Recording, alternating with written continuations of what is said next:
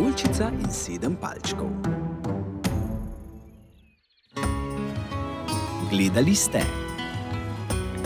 Pred davnimi časi je za 9 gorami in 9 vodami živela prijazna in ljubezniva deklica po imenu Sneguljčica.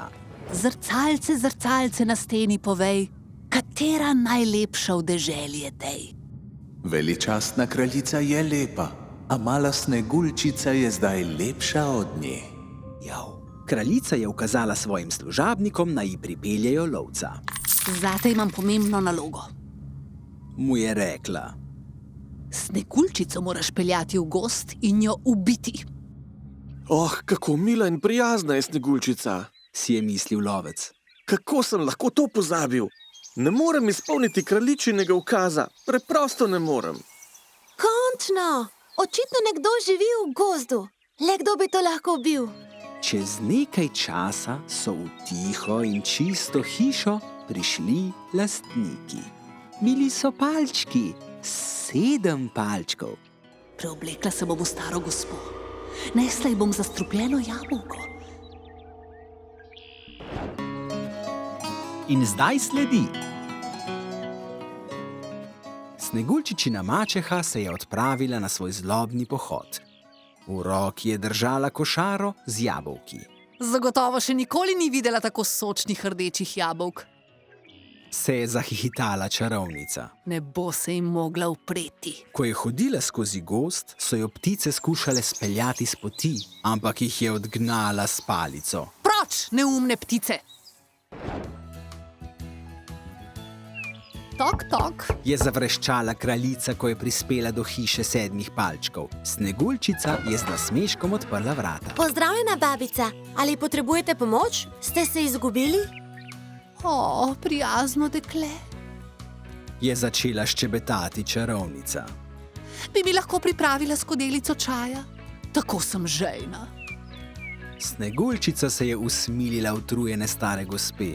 Usedite se na klop in se spočite, jaz pa vam bom pripravila čaj. Medtem ko je bila Sneguljčica v hiši, je čarovnica na mizo položila zastrupljeno jabolko. Res je bilo najbolj rdeče jabolko na vsem svetu. Videti je bilo zelo sočno in okusno. Tako lepo je bilo, da je pritegnilo tudi pozornost živali. Je zavreščala vrana in poletela proti jabolku. Preden se je lahko stara gospa zadrla proč, je ptica pograbila jabolko in odletela proč. Babica je na mizo hitro položila drugo zastrupljeno jabolko. Medtem je Sneguljčica pripravila čaj in ga stari gospe ponudila s krožnikom s piškoti. Izvolite, prijazna babica. Je reklo ljubo dekle. Spočijte si malo, da boste nabrali moči. Ko je to govorila, se je za vogalom pojavila radovedna krava. Tako kot vrana, je tudi ona pohitela proti jabolku in ga zgrabila. Presneto, te nadležne živali. Si je jezno mislila kraljica. Mi lahko prinese še malo sladkorja? Sneguljčico je prosila, da ji prinese sladkor, medtem pa je na mizo položila 3. jabolko. Ne veste, s kom imate opravka zveri? Je zagodrnjala zlobnica. Sneguljčica se je vrnila s sladkorjem. Takoj, ko je videla jabolko, je široko odprla oči. Bilo je, kot bi jo hipnotiziralo. Pokusi me. Ji je zapeljivo zašepetalo jabolko. In Sneguljčica ni imela izbire. Vzela je jabolko in zagrizla vanj. Čarovnica je v trenutku vstala in stekla v gozd. Nihče je ni smel razkrinkati. Ni mi treba ostati do konca. Vem, kako se ta grižljaj konča. Si je zadovoljno mislila kraljica. In res, takoj, ko je pogoltnila ta grižljaj, je Sneguljčica umrla. Nedolgo zatem so se palčki vrnili z dela. Peli so svojo delovno pesem, ampak pesem jim je zamrla na ustnicah, ko so videli Sneguljčico. Sneguljčica je mrtva! Je zakričal godrnjavček. Palčki so začeli jokati. Takoj so jo dvignili s tal in jo položili v posteljo. Kaj naj storimo zdaj? Je v joku izdavil strahopetko. Modrijan je snel klobuk in s solzami v očeh naznanil. Primerno se moramo posloviti. Zgradili so čudovito stekleno krsto in jo nežno položili vanjo. Skupaj z živalmi iz gozda so v tišini izkazali spoštovanje najbolj prijazni deklici, ki so jo kdaj spoznali. Medtem, ko so skupaj žalovali, se je na poti do njihove koče pojavil mlad mož, ki je iskal prenočišče. Kaj je ta nenavadni sprevod? Se je spraševal mladi mož. Palčki in živali? Zanima me, kdo tukaj živi. Mladi mož se je približal krsti. In kakšen čudež, takoj ko je videl čudovito Sneguljčico z razpuščenimi črnimi lasmi in ustnicami bolj rdečimi od najlepše vrtnice, se je mladi mož zaljubil. Kdo je ta lepotica? Ne more biti mrtva. Si je jezno mislil. Ko je gledal Sneguljčico, so ga palčki gledali s široko odprtimi očmi. Veselko je dregnil godrnjavčka. Kdo je to? Prosim, dragi palčki, Je rekel mladi mož, ki je bil pravzaprav princ. dajte mi to krsto.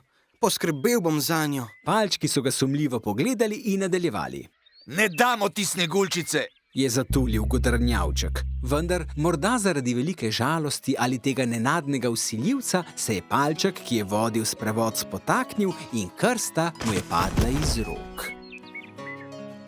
Gorje, to se ne bi smelo zgoditi! So zakričali palčki. Da je bilo vse še huje, je Sneguljčica padla iz krste.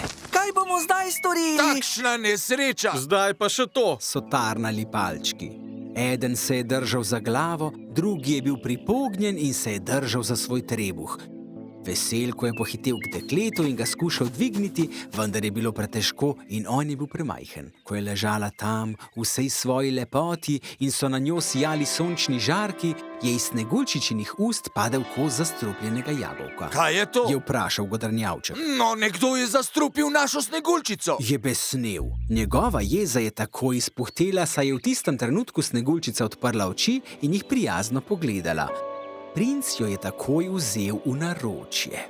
Palčki so peli in poskakovali okoli mladega para. Pridi z menoj. Je rekel princ. Njegove oči so bile čudovite in njegov glas mehak. Sneguljčica je lahko samo pokimala. Takoj se je zaljubila. Pridi, pojdiva. Ko sta se odpravila proti gradu, so jima palčki mahali, malo žalostni, da njihovo najljubše dekle odhaja, a navdušeni, da se ji je končno nasmehnila sreča.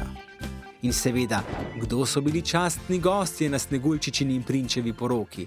Nihče drug kot 7 palčkov. Zakaj me niste povabili? Tista tatinska krava je bila jezna, ko je videla poroko. Morda so res pozabili na njo, niso pa pozabili na ptice, zajčke in majhne ježke. Pridi, pridruži se nam. To je bil začetek najlepše ljubezenske zgodbe na svetu.